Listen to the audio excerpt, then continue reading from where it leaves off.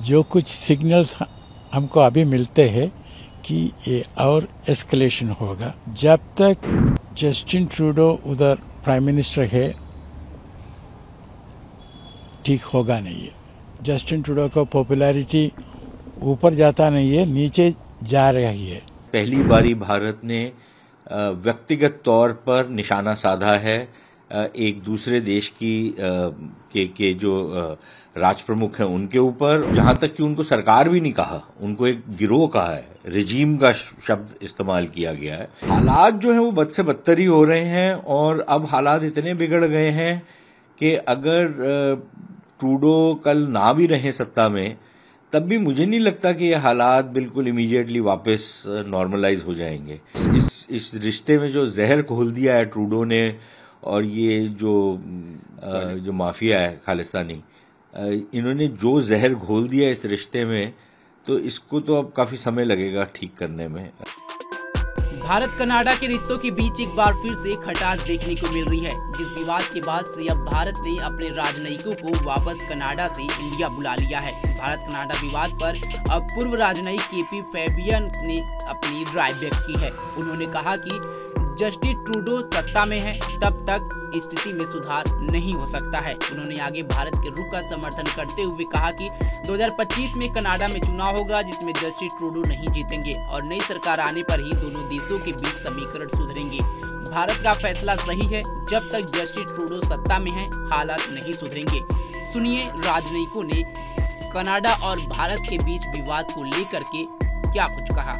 ये डिसीजन ठीक है क्योंकि कनाडा ने हमको कहा है कि हमारा हाई कमिश्नर और दूसरे कुछ डिप्लोमेट्स भी persons of interest in the context of the investigation और निजर किलिंग के बारे में। इसका मतलब है कि RCMP royal Canadian mounted police वो इन्वेस्टिगेशन कर रहा है, वो हमारे हाई कमिश्नर को इंटरोगेट करना चाहता है। ये ठीक नहीं है, इसलिए हमने ये निश्चय लिया उनको रिकॉल करने के लिए। लेकिन वो कनाडा ने कहा है कि हाई कमिश्नर और दूसरे डिप्लोमेट्स भी, उसका मतलब है कि हाई कमिश्नर के बिना दूसरे डिप्लोमेट्स को भी इंटरोगेट करना वो चाहते हैं, है ना। हम उनको वापस रिकॉल किया नहीं है तो थोड़ा कॉम्प्लिकेटेड है। सर, इससे आप किस तरह से देख रहे हैं भविष्य में भारत और कनाडा के संबंध में कितना बदलाव आएगा और क्या ये चीज़ें ठीक हो पाएंगी? आप क्या कहना चाहेंगे? मेरा होप है, मेरा प्रार्थना है कि दोनों गवर्नमेंट इस बारे में सोच के बाद डीएस्केलेट करने के लिए कोशिश करेंगे, लेकिन मैं सोचता नहीं हूँ कि वो करेगा। जो कुछ सिग्नल्स हमको अभी मिलते हैं कि ये और एस्केलेशन होगा और जब तक जस्टिन ट्रूडो उधर प्राइम मिनिस्टर है ठीक होगा नहीं है। और कनाडा में इलेक्शन आने वाला साल में है, 2025 ऑटम में है। बेशक एडवांस कर सकता है और जस्टिन ट्रूडो का पॉपुलैरिटी ऊपर जाता नहीं है, नीचे जा रही है ना। इकोनॉमी भी बहुत डिफ़िकल्टीज है, तो बेशक नेक्स्ट इलेक्शन में जस्टिन ट्रूडो जीतेगा नहीं, तो नया गवर्नमेंट हो जाएगा, तो हमारा रिलेशंस थोड़ा बेटर होगा। लेकिन मेरा प्रार्थना ये है कि हम उतना तक मत वेट करना है। अभी बेखुद एस्केलेशन हुआ है, कोशिश करना है वो नीचे, लेकिन मैं कुछ सिग्नल देखते नहीं है। जिनके बारे में कनेडियंस ने ये बोला था कि भाई इन लोगों के खिलाफ तफ्तीश हम कर सकते हैं। देखिए, जैसे ही आप किसी राजनयिक के बारे में ये कहेंगे उसको हम किसी न किसी जुर्म में तफ्तीश में लेकर के आएंगे, तो फिर उसका उस देश में रहना बिल्कुल बेमानी हो जाता है, वो वहां पर फंक्शन ही नहीं कर सकता।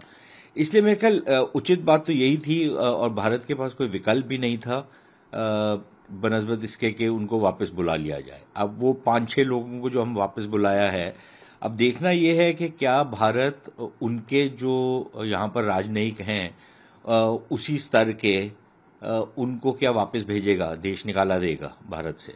तो पहली चीज़ तो ये देखने वाली होगी। ये जो बातें होती हैं कि जी हमने एक वक्तव्य जारी कर दिया है और वक्तव्य में हमने ये बोल दिया कि हम भी कुछ करेंगे, कर सकते हैं वगैरह वगैरह, वो अपनी जगह बातें ठीक है, लेकिन जब तक कुछ करते नहीं है तब तक हमको मालूम नहीं होगा कि हमने कोई कड़ी कार्रवाई की है।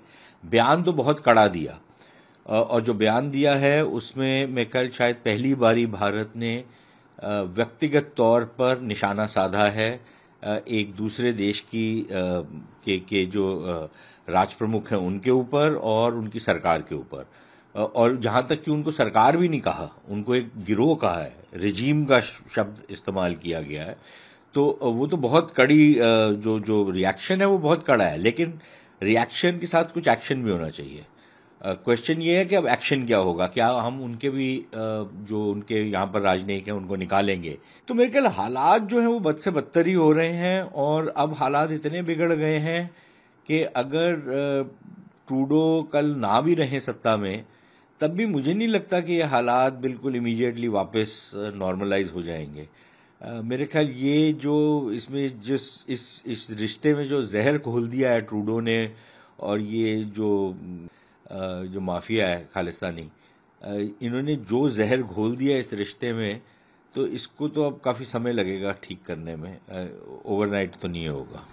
क्योंकि गवर्नमेंट ने जो रिएक्शन दिया कनाडा का जो मूव था एनवॉय के लिए, उन्होंने कहा कि जिस तरीके से पॉलिटिकल गेन कोशिश करी जा रही है, चुनाव भी होंगे और जिस तरीके से खालिस्तानी हैंड इन ग्लव दिखती है गवर्नमेंट, आपका क्या मानना है कि ये पॉलिटिकल गेन के लिए ही करा गया है? बेशक मेरे लिए शुरू दिन से पहले इसके बाप ने भी यही किया था ट्रूडो के, और ये भी वही कर रहा है। उसने भी जो खालिस्तानी थे वहां पर उनको खुली छुट्टी दे दी थी। जब भारत मांगता था कि भाई ये जो दहशतगर्द हैं वहां पर इनको आप एक्स्ट्राडाइट करो, तो उसने वो भी नहीं माना था, तो उसने भी उनके साथ ये खेला। फिर इसने भी यही काम किया है ट्रूडो ने, छोटे ट्रूडो ने। तो अब इशू ये है कि राजनीति तो जरूरी है लेकर के आते हैं बीच में, कांटे की टक्कर होती है, तो जो छोटी छोटी कॉन्स्टिट्यूएंसीज होती हैं तो उसमें 500, 1000, 5000 वोट इधर से उधर हो जाए तो सारी खेल ही बदल जाता है। तो वहां पर इन लोगों का कुछ लगभग 25-30 कॉन्स्टिट्यूएंसीज में कुछ प्रभाव है, और सारी की सारी जो कनाडा की राजनीतिक दल हैं वो इनको आकर्षित अपनी तरफ करने की कोशिश करते हैं। तो एक तो वो फैक्टर है,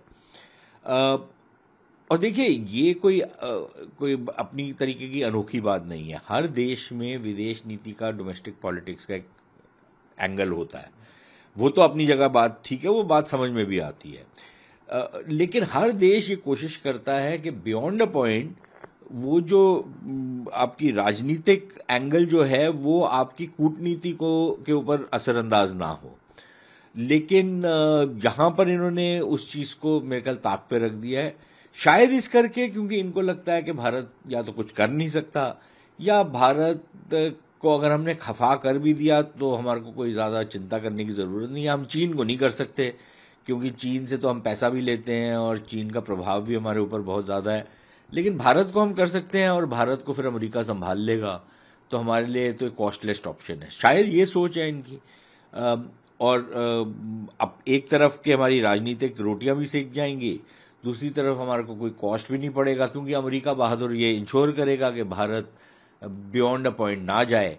तो अब ये देखना पड़ेगा कि मोदी सरकार क्या करती है, क्या हम और क्या कदम उठाते हैं ताकि इनको जरा दिखाया जाए कि इनकी क्या औकात है।